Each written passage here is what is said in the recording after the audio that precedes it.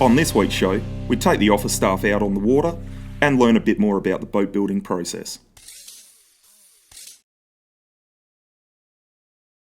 We construct all our tanks here on site. They're all built to survey requirements, so 4mm alley plate all the way around and fiberglass the whole way as well. They're all chopped into the boat, so they've got a nice solid foundation. There's no room for flex, anything like that. And then the boys will come through and they foam fill the entire underside of the boat. We use our AB portable foam. The boys mix it in two parts, obviously A and B put together, mix it up. We pour it into the stringer matrix and all the way around it, and it expands. It's actually very, very powerful stuff. You can find yourself in a lot of trouble if you don't do it right. I've seen floors lifted out of boats, I've seen stringers blown apart, that sort of stuff. The compression strength that it has, pushing outways as it expands, is enormous. It's a really critical thing to get right, especially in such a main part of your boat. Basically we mix two chemicals together and they provide heat and then expand within the stringers all down the bottom of the hull, and then we fill the sides of the hull with foam as well and then shave it back to sit at the level of the floor. We have to just estimate how much foam we need, and based on the weather we use less or more because it's obviously cold today. Just some experience needed to estimate how much foam you need.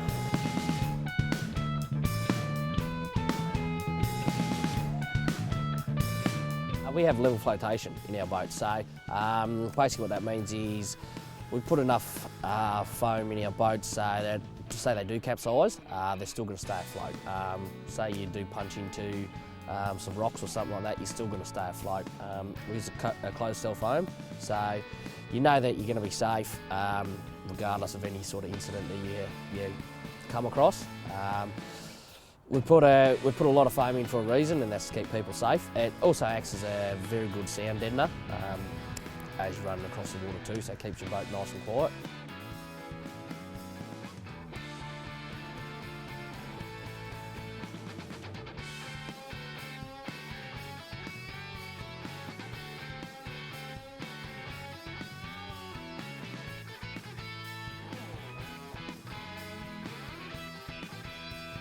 We make it nice and flat to sit the floor on top of, and so when we're foaming we cover it up while it's wet so it pushes all the corners and it makes it easier for later. So once we've got the foam filling done, it's all been levelled out, the tank's in, floor's nice and flat, sanded up, ready to go, we move on to installing the floor.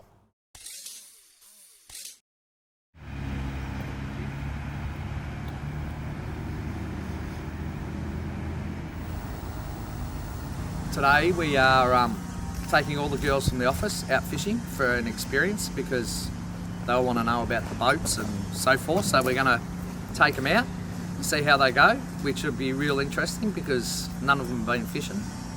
So we'll see what happens. First of all, I heard I had to be there at 6 o'clock in the morning, so that was a no-no for me. I just didn't want to do it. I actually do not want to be on any, and that's why I didn't even want to go. So I'll be in whatever boat you're not in.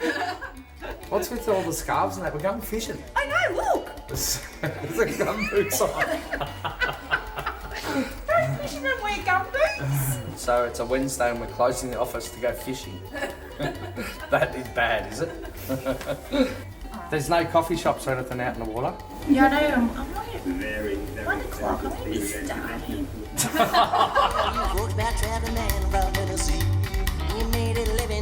Where's the bait?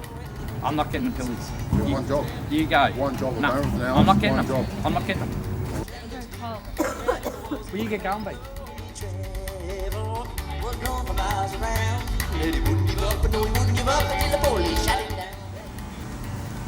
They're all in that car.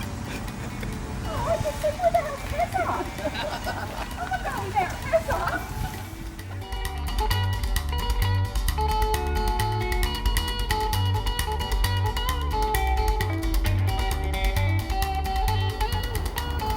So even though it's on here, that links it to the trailer. Yeah. I need something to hold it. I had no idea how it was going to get into the water, then how we were going to get into it. I'm going to be dry roasting out there so bad.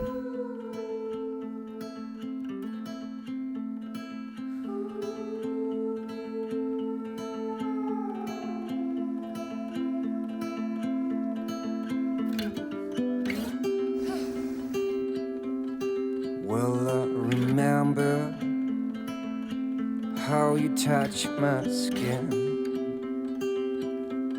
I felt like a child, full of heart, full of stone.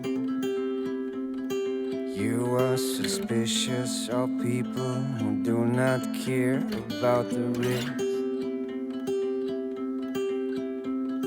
One day, I had no idea that our boats were so quick. I know you do your best.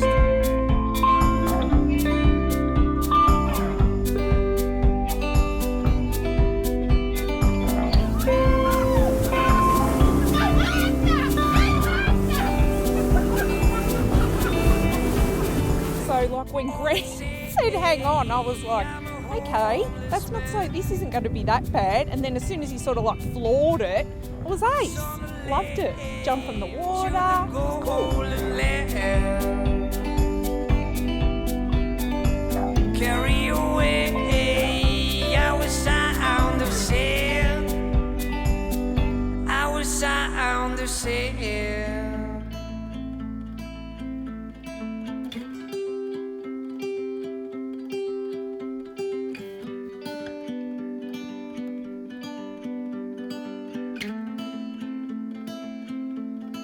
Well, I'm amused. Apparently there's too many boats around and now we have to drive 10 or 15 minutes away in this lovely, beautiful cruising boat. Not a tender, just a boat. What made us steer? You need someone to hold the wheel? Look at all the fish, Grant. Yeah. All that, Righto, Flick. Watch out. We're going for Mother Island. quick again. Yeah. How? I've never really been on a boat like that before either. So when I got out there and like the boat's hitting the waves, I was a little bit like, is it supposed to be making that noise? I was in shock a little bit. I didn't expect to go so fast.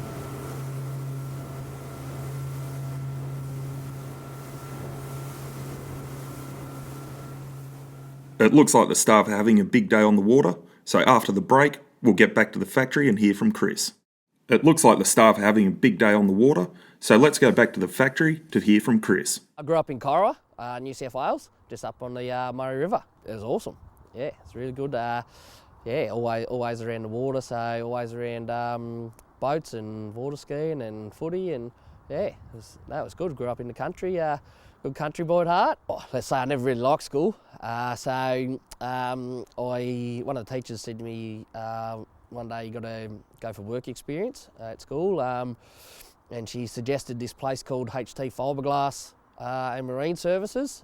I was kind of like, didn't even know what they did. So she told me they were a boat building company in town, and I thought, oh yeah, why not? I was always into boats and water skiing and wakeboarding and that sort of shit. So yeah, went out there and gave it a go.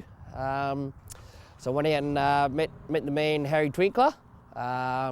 He's a great man that used to own Edencraft. So I went out there for the first week. I think he obviously must have saw something in me and asked me to stay for another week. And then after that, he asked me if I wanted to start an apprenticeship. So I went back to school and told him I was leaving straight away. Yes, I did my whole apprenticeship with Harry at Edencraft. And then stayed with him a little while before I decided to move up to Queensland. I was a fairly young fella then, had a few mates lived up on the Sunshine Coast that said come up and play footy. So I moved up there. A few months after that, I had a phone call off Harry saying that he was going to sell Edencraft and he wanted to know whether he could pass my number on to the fella that had brought it. A guy called Warren had brought it from the Gold Coast.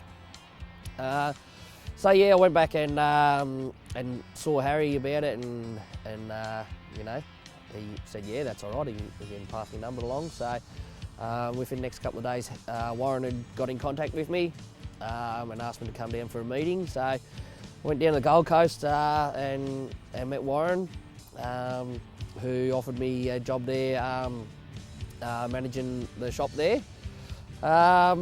So I kind of packed my stuff up and moved down to the Gold Coast, where it was building Edencraft boats there on the Gold Coast for I'm not sure, two or 3 years I think while I was up there.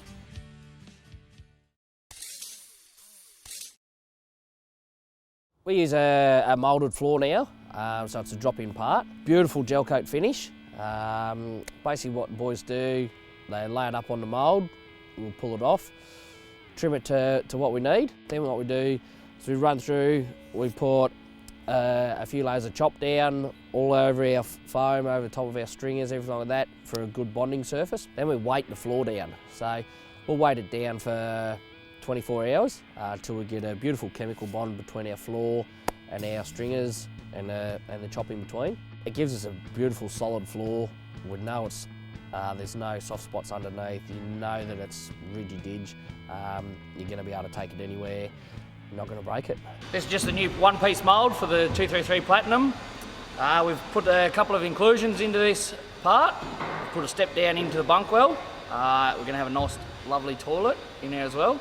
We're just about to lift her up and drop her in the mould. You need to know that your floor is solid under your feet. You don't want water getting in underneath your floor. It creates all kinds of dramas, as in coming down the track in a few years' time, having to pull your floor up, basically rebuilding your boat. So the integrity of the floor is a huge part of the building the boat, so that you know that it's watertight and you know that it's going to be solid for life. So you'll notice here we've got a panel for a floor that we're putting in. We're putting a thermalite floor in a 6 metre offshore. Tommy's one of our gurus. He's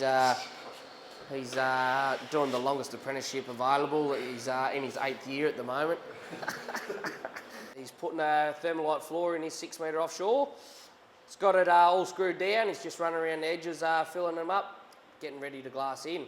Some of the important things to know is that we use a good quality vinyl ester resin when we glass up our thermalite. If you don't use good quality vinyl, you'll find that you'll get a lot of your glass will separate and it'll peel off. So we use only the best products so that we get the best product out on the water. So after we install the floor and we take the weights off it, we're happy that it's gone down solid. We prepare ourselves to marry the hull and deck together. Let's check in with the staff and see how the fishing's going.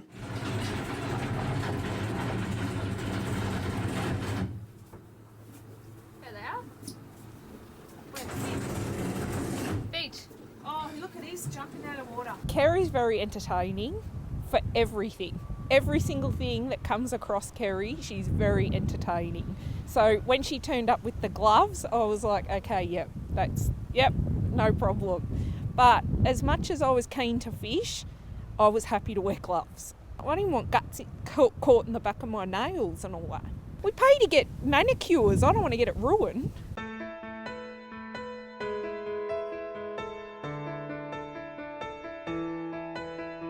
Once we got out there and we stopped and BJ started to rig up our rods and stuff, I just probably zoned out for a minute or two. I just started to relax. Like there was nothing really happening. I wasn't that interested in the actual fishing part. So I just took a seat and kicked back. I had no idea really. I mean, I've been out before, but that was years ago. Untangle your line, Separated by a table and a square. Except you put it around the ball.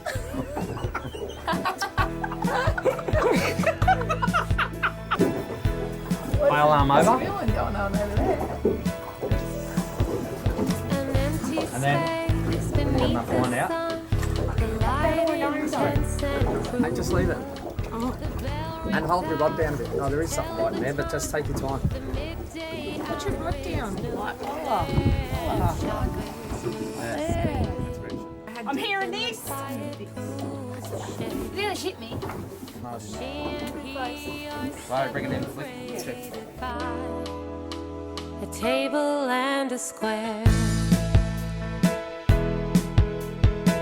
Put your finger on it so it doesn't just go free, and you can just throw it out anyway. You don't have to go far.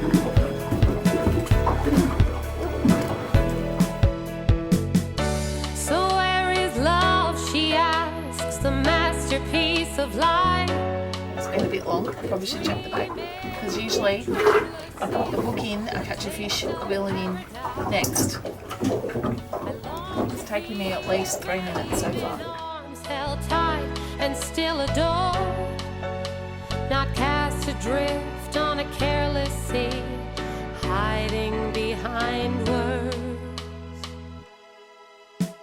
One day I know how to use he'll this. come You taught me how to early. use one of these rods in the laundry once. She's already in place. He will slowly recognize something in her face, and powerfully calling, it engulfs him like a wave.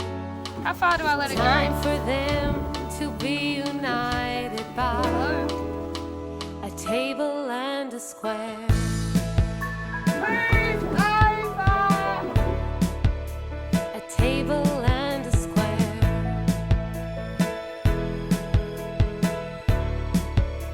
A table and a square.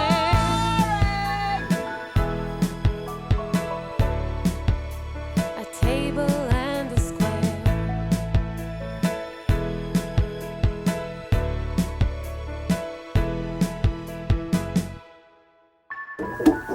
This is why you don't take your wife out fishing. My boat bitch. After the break, we'll head back to the factory and hear a bit more from Chris.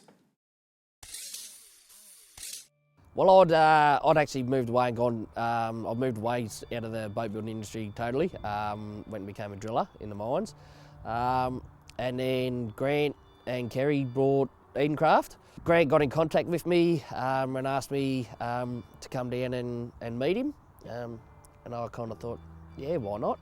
You know, sound like a good bloke. So I come down and met Grant and Kerry and everything, and Grant offered me a job, wanted me to come down and start building boats. So I had a good hard long think about it. I wasn't sure whether I wanted to come back or not. But yeah, I eventually decided that I did, and I'm really glad that I did now. I suppose I had unfinished business with the company. Really, there's a place that I think the company should be, and I think that now we're in my family hands. I think we share the same direction for the company. Grant and Kerry and Josie and myself are all on the same page. Now I'm production manager of Edencraft boats. We came down and made a lot of changes to the way that the boats were previously built, just from things that I've learned along the way, other people that I've built boats with. We've introduced a lot of new things that have taken a little while for people to get used to, I think, but you can see the difference now. So from 2 years ago when Grant and Kerry took over and I came back to work for Edencraft, you can see the changes that we've made and you can see the difference in the boat. It's been a huge step. We've done a lot of stuff in a little amount of time that people said we couldn't do, and we've just proved them wrong. We're building the best vessels that we've ever built, and we're going to keep moving forward.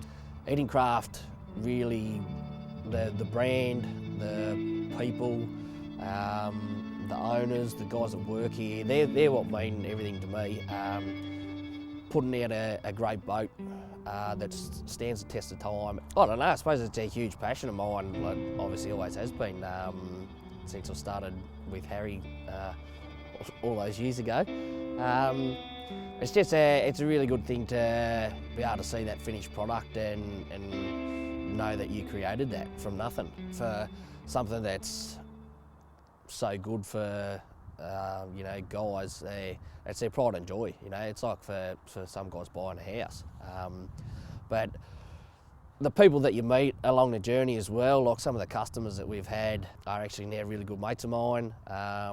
guys that I've built boats with are lifetime mates. And to be building such a awesome product that commands respect off everyone that sees it or comes in contact with it, and to know that you produce that thing and you're getting better every day, and yeah, at the top of the market that's a wonderful thing for me.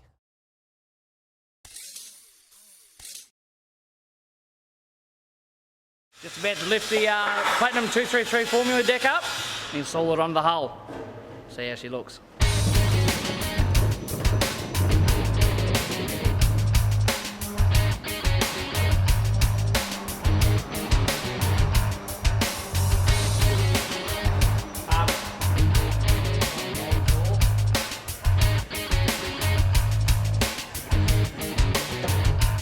Just got myself a little packer with my texter.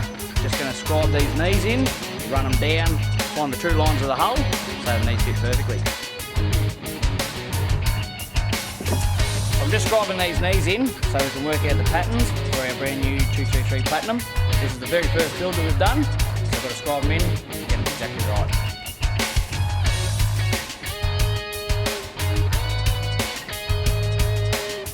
We're just about to mark out the floor in the 233 so we can cut it before we fit it into the boat.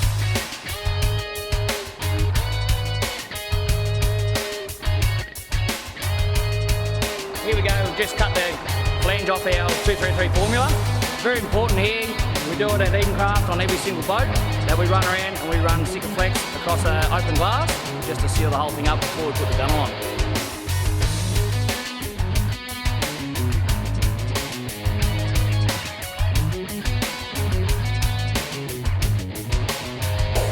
I don't think the office is going to reopen today. It looks like Grant's got a bit of training to do with the staff on how to fish. Well, I didn't get that once they actually, when they bite, they're not just on. You kind of need to give the rod a little bit of a yank to get the hook in their mouth. So prior to that, I was just really waiting for a fish to bite and then take my line. And I thought, yeah, that's when you start reeling them in.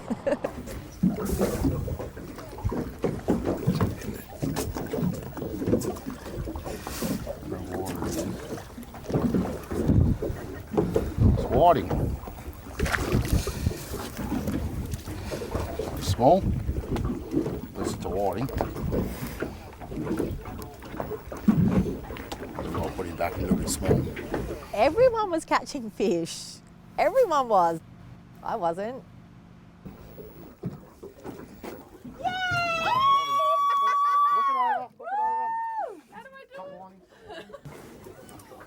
Hold it. It smells. Oh, you got one, have you? Oh, you just got off. Did it go off? No. Sums up your day. Still there? No, I think it's gone. Oh, how do you keep losing them? Glad I don't lose my children this easily. But then I sort of got the feel. So then BJ was watching my line. He's like, oh, that's a bite. So then I would know to give the rod a little bit of a yank and start reeling it in. It's just a bite, that was a bite. No, it wasn't. Yes, it was. Was it? Yes. Got a fish on there? You got a fish on? Go! Get to the back corner. Fire it like the TV shows. Go. You got to say I'm on, bro. I'm on, bro. It's gone again. Might be better fish. No, keep going, still there. Yeah, I got one! Like I said, lift it up now. Come in, that's an afterthought. Another fish on. Bring it in the boat. Grab it, Beach. Let's get another one. Hey, we did it. For me, it was more about the boats. You know, like as I said, I didn't know they went that quick. The only thing is for me is if it had been hotter, would have been a fantastic day. But it just makes me want to go out when it's hot now. Yeah.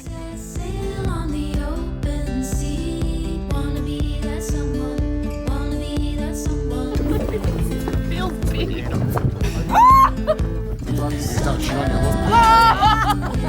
Reached my quota for the day. Big fish. How did he get away?